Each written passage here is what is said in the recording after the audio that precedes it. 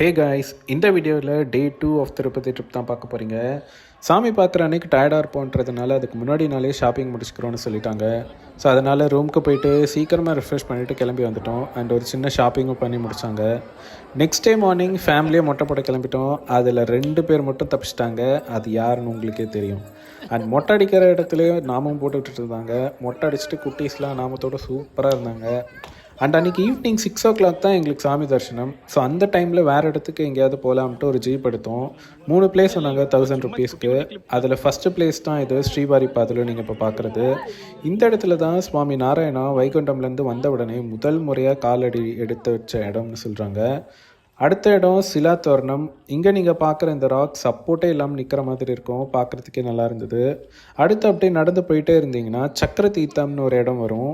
இங்கே நீங்கள் பெருமாள், சிவன், ஆஞ்சநேயர் 3 பேரையும் பார்க்கலாம்.